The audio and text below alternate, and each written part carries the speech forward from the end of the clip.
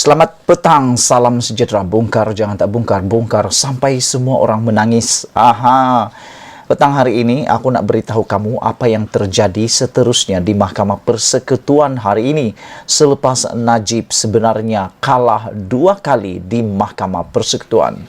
Kalah kali pertama Najib ialah apabila hakim dengan sebulat suara menolak permohonan rayuan Najib untuk memasukkan bukti baharu yang kononnya mengaitkan Hakim Mahkamah Tinggi iaitu Muhammad Nazlan Muhammad Ghazali dalam perbicaraan kes SRC Internasional RM42 juta dana SRC tersebut, dan yang telah menjatuhkan hukuman penjara 12 tahun dan denda RM210 juta kepada Najib. Menurut rayuan tersebut, Najib mengaitkan Hakim Nazlan mempunyai kepentingan di dalam kes tersebut kerana Nazlan pernah ada kaitan dengan Maybank. Walau bagaimanapun, 5 hakim secara sebulat suara menolak permohonan Najib itu kerana menurut mereka alasan yang dikemukakan oleh Najib atau bukti itu adalah tidak relevan dan tiada kaitan dengan kes. Kesian Najib kan? Itu kali pertama. Kali kedua Najib kecewa kalah di Mahkamah Persekutuan hari ini adalah apabila rayuan pasukan pembelaan Najib untuk memohon penangguhan selama 3 atau 4 bulan kerana menurut mereka perlu masa untuk meneliti beribu-ribu muka surat, beratus jilid untuk meneliti setiap satu daripada kenyataan saksi yang melebihi 60 orang itu, juga keterangan-keterangan bertulis dan lisan yang ada. Nah, mereka mohon supaya penangguhan dibuat selama 3 ke 4 bulan. Tetapi yang mengecewakan adalah Mahkamah Persekutuan sebulat suara sekali lagi, 5 hakim Mahkamah Persekutuan sebulat suara tanpa ada seorang pun yang membantah atau tidak bersetuju menolak permohonan pasukan pembelaan Najib untuk menangguhkan 3 atau 4 bulan. Dan yang aku tertarik dengan alasan Ketua Hakim Negara iaitu Tengku Maimun, beliau mengatakan, yang Arif Hakim, Ketua Hakim Negara menyatakan bahawa sudah diketahui tarik perbicaraan itu lebih awal. Lama dahulu sudah diketahui kes itu akan dibicarakan pada hari ini dan cukup masa untuk mereka bersedia.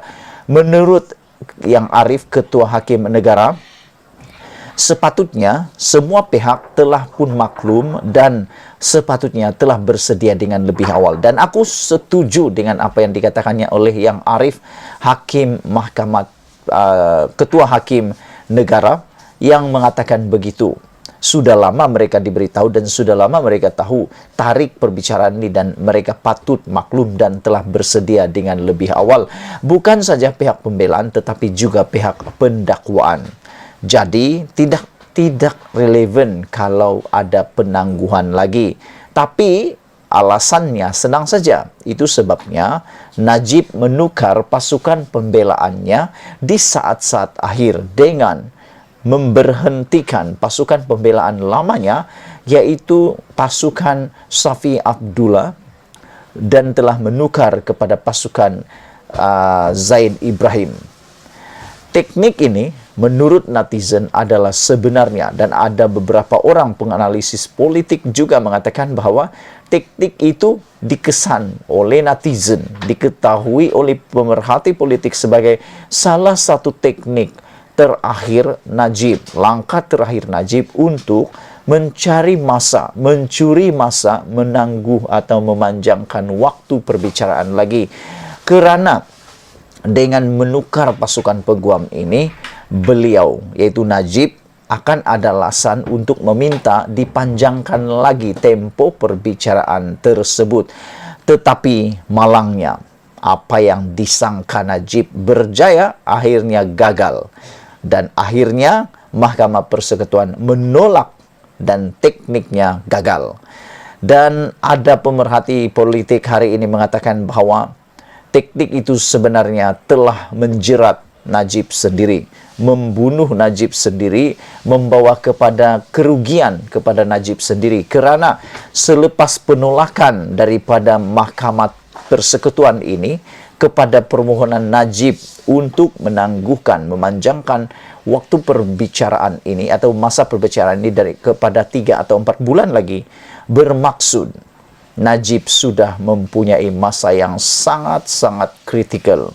Dalam masa tempoh kurang daripada 8 hari, tinggal 7 hari lagi, pasukan pembelaan Najib perlu mencari dan mengorek sehingga boleh mencari kemenangan. Walaupun Najib mengatakan, pasukan pembelaan Najib mengatakan ada 94 alasan mengapa Mahkamah Tinggi dan Mahkamah Rayuan harus melepaskannya dan ada kekilafan berlaku, tetapi aku fikir masa itu sangat-sangat mencemburui pasukan pembelaan Najib. Kerana pasukan pembelaan Najib juga mengatakan bahawa semuanya sudah bersedia, cuma satu masalah besar mereka, yaitu masa. Mereka boleh mencari fakta, boleh mencari kemenangan dengan syarat mereka mempunyai masa untuk meneliti banyak dokumen yang ada. Sehingga hari ini ketika saya melihat di dalam laman YouTube FMT, saya melihat satu komen daripada Katri Abdullah, seorang peguam kanan yang juga seorang yang aktif dalam bidang kepeguaman. Beliau mengatakan bahawa memang masalah besar pasukan Najib ini adalah masa, yaitu betapa singkatnya untuk mereka bersedia lagi. Sudahlah 10 hari perbicaraan sebelum ini telah dikurangkan kepada 9 hari. Najib pula menukar lagi pasukan peguamnya.